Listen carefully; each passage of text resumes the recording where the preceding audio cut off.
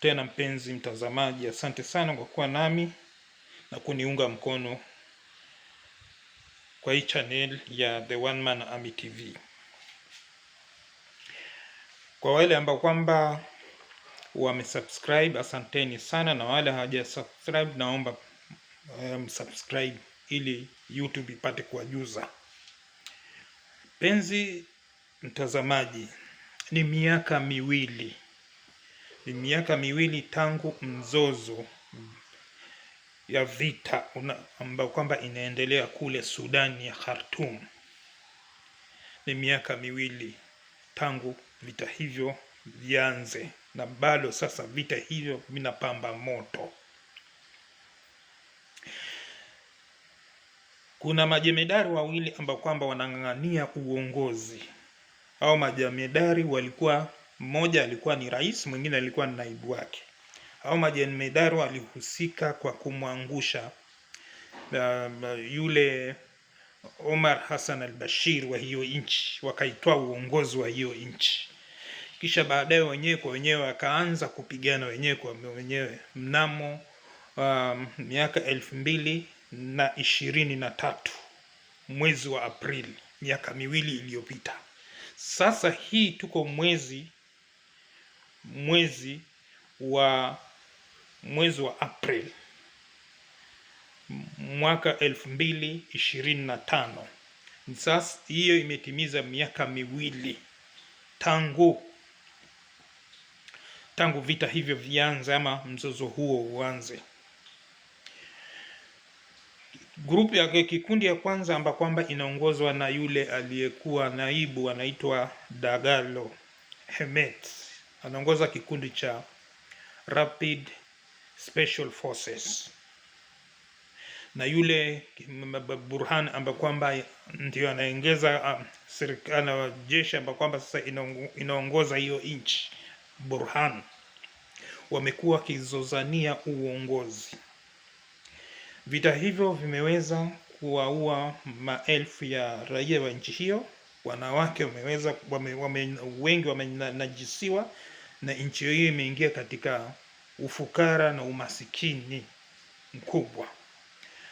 Mataifa za kigeni ama mataifa imejaribu kuwaleta pamoja, lakini imekuwa ni vigumu.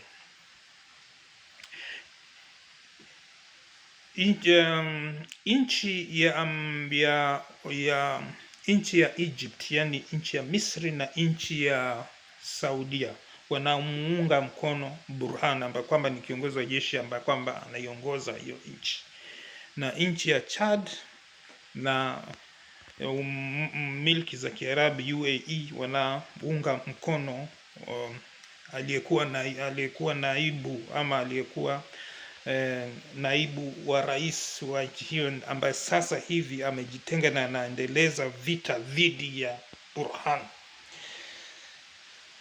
Kumekuwa na maafa, kumekuwa na wizi wa madhahabu, vitu kama hizo. Hata rais wa Kenya pia naye amehusika. Rais wa Kenya Ruto amehusika pia katika masala hii. Hivi sasa kikundi ambayo kwamba inaongozwa na Bwana Hemet Dagalo, kikundi cha waasi kimetangaza kuunda serikali katika eneo lake. Kwa hivyo wameigawa nchi mara mbili. Nchi ya Khartoum ambayo kwamba iko na nafasi katika bahari ya Sham, na nchi ambayo iko upande wa karibu na kusini ambayo kwamba eneo lake inajumuisha upande wa Darfur. Kwa hivyo nchi wanaigawa. Kuna wasiwasi ya kwamba hizo vita inagawa nchi katikati, kama vile ilivyokuwa wakati ya Sudan Kusini. Sasa kwa hivyo hii nchi inagawa mara tatu. Kumbuka nchi ya Sudan ya juu ni nambari 3 kwa ukubwa katika Afrika.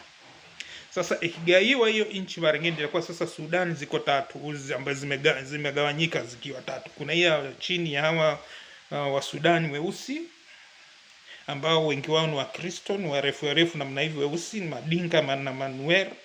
Alafu kuna hawa sasa ambao kwamba wamegawanyika. Kuna wale ambao kwamba Sudani ya pande wa kule juu ambao wanaungwa mkono na Saudia na wa Misri, na kuna hao ambao kwamba wanaungwa mkono na Chad, nchi ya Chad na Umoja wa Milki za Kiarabu. Kwa hivyo jamii ya mataifa ikiwemo Ufaransa na Uingereza na Ujerumani wanasema wameweka mkutano kule kwa nchi yao ili kuzungumzia masala ama mzozo huo. Mpaka sasa mkutano huu umekwisha na haujapatikana suluhisho. Kwa hivyo kikundi cha waasi ambayo kwamba inaongozwa na Dagalo Hemet walitangaza kule Nairobi, Kenya kwamba wanaunda serikali yao, na wamekuwa na ile mkataba yao ama wametengeza chata yao, wametengeza dokumenti yao ya kwamba wao wanatengeza nchi yao mpya. Hii inamaanisha kwamba wanaigawa nchi ya Sudani ya Khartoum mara mbili, nchi ambayo kwamba inaongozwa na kikundi ya Rapid Special Forces RSF na ile ambayo kwamba inaongozwa na Burhan upande wa kule juu. Je, maoni yako ni yapi, mpenzi mtazamaji? Naona pia Kenya tumeingia katika hiyo nini. Hii sasa imeleta wasiwasi, maana wanasema pia Rais Ruto wa Kenya anahusika pakubwa kwa sababu ya dhahabu, na serikali ya UAE ya milki za Kiarabu wanapora dhahabu kule wakishirikiana na huyo bwana Hemet, wakienda kuuza kwa milki za Kiarabu, na hii imezua zaidi zogo kule Kenya na malalamishi kubwa Kenya, kwa sababu anasema Kenya inajiingiza katika mzozo ambao kwamba italetea nchi ya Kenya matatizo kubwa kabisa. Je, wasemaje kuhusiana na hatua hii? Toa maoni yako. Mimi ni The One Man Army TV. Asanteni, tukutane kesho.